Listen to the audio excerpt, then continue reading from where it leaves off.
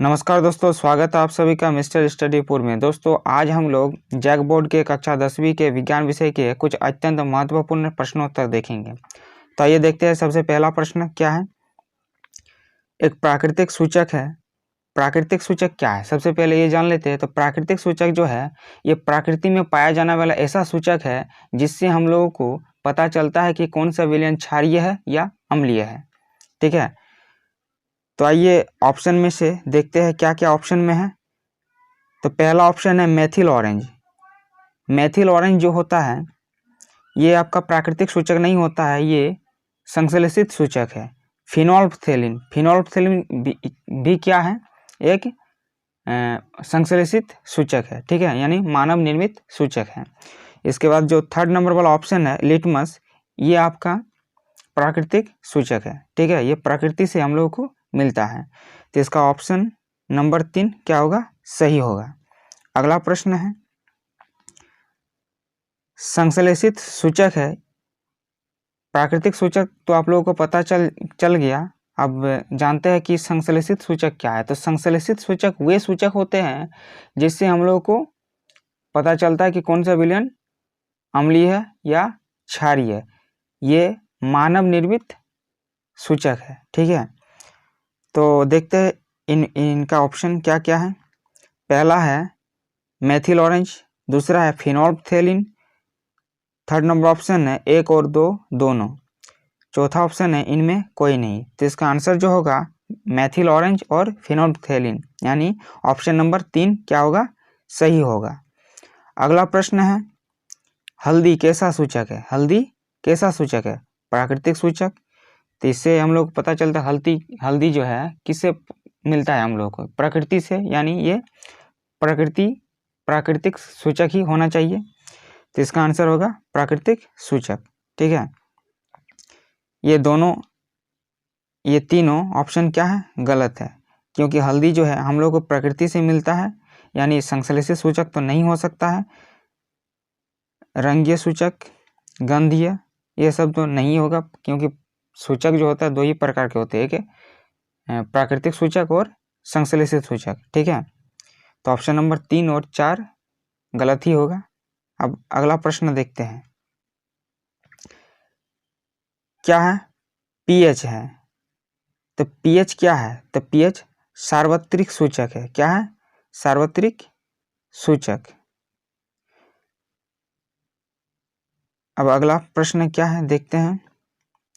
कौन सा पदार्थ लाल लिटमस पत्र को नीला कर देता है। कौन सा पदार्थ लाल लिटमस पत्र को नीला कर देता है। तो क्षार जो होता है, यानी क्षारक बेस, ये लाल लिटमस को नीला कर देता है। ठीक है, यानी इसका आंसर होगा ऑप्शन नंबर 2। अगला प्रश्न है कौन सा पदार्थ नीला लिटमस पत्र को लाल कर देता है। कौन सा पदार्थ नीला लिटमस पत्र को क्या कर देता है, लाल। तो इसका ऑप्शन नंबर 1 होगा, क्या होगा, अम्ल। यानी अम्ल जो होता है वो नीला लिटमस पत्र को क्या कर देता है, लाल। अगला प्रश्न है दिए गए पदार्थ में कौन गंधीय सूचक की तरह व्यवहार करता है।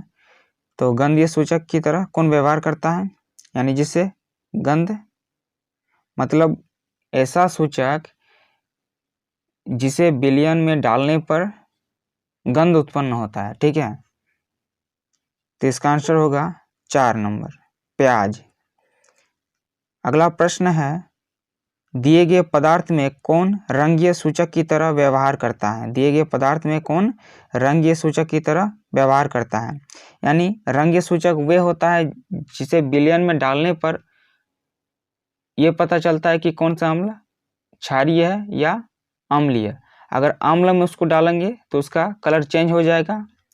जैसे कि लिटमस पत्र जो होता है ये क्या करते हैं, तो ये नीला लिटमस को क्या कर देता है, लाल कर देता है। ठीक है, और लाल लिटमस को क्या कर देता है, नीला कर देता है। ठीक है, तो देखते हैं क्या है, इसका ऑप्शन नंबर क्या होगा, 2 लिटमस।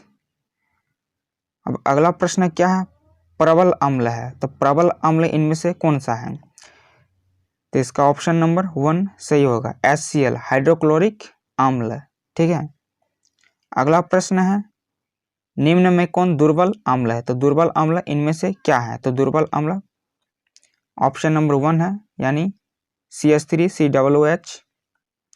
यह क्या है? एसिटिक अम्ल, एसिटिक एसिड। ठीक है। अगला प्रश्न है प्रबल क्षारक है, तो प्रबल क्षारक इनमें से क्या है? NaOH, sodium hydroxide. ठीक है। अब देखते हैं अगला प्रश्न, निम्न में कौन दुर्बल क्षारक है? दुर्बल क्षारक यानी वीक बेस, इनमें से कौन सा है? Option number 2 MgOH, magnesium hydroxide. MgOH2, magnesium hydroxide. अगला प्रश्न है अम्लों को जल के साथ मिश्रित करने पर उत्पन्न होते हैं। अम्लों को जल के साथ मिश्रित करने पर क्या होता है? तो ये H+ आयन देते हैं। ठीक है। अम्लों को जल में डालने पर क्या होता है? H+ आयन प्राप्त होता है। अगला प्रश्न है अम्ल के जलीय विलयन में उत्पन्न होता है, तो अम्ल के जलीय विलयन में क्या उत्पन्न होता है?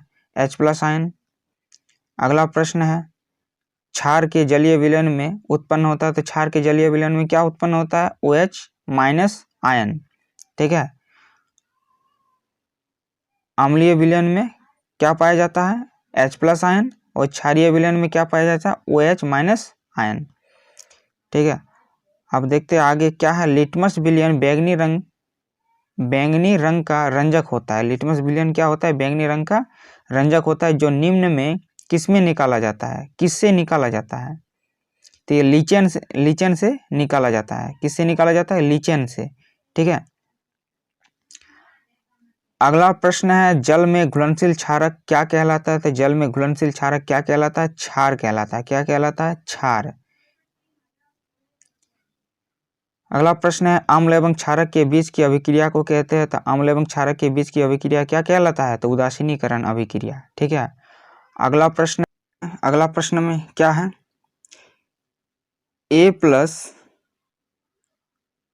A+ अम्ल, इससे क्या प्राप्त होता है? लवण प्लस कार्बन डाइऑक्साइड प्लस जल। उपरोक्त समीकरण में A क्या है? यानी यहाँ पर जो A लिखा हुआ है ये क्या है?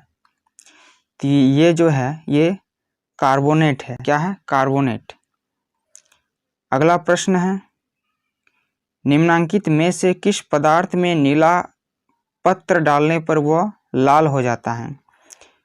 तो इसमें से जो ऑप्शन में दिया हुआ है क्या क्या दिया है? NaOH, sodium hydroxide HNO3, nitric acid CH3COOH। ये क्या है? Acetic acid HCl, hydrochloric acid.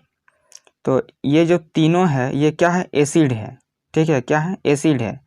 और ये जो है ये आपका क्या है? क्षारक है। यानी ऑप्शन नंबर 1 क्या होगा? सही होगा। और इसी प्रकार के वीडियो पाने के लिए हमारे चैनल को सब्सक्राइब कर दीजिए। वीडियो अगर अच्छा लगा तो लाइक कर दीजिए। आज के लिए बस इतना ही। धन्यवाद।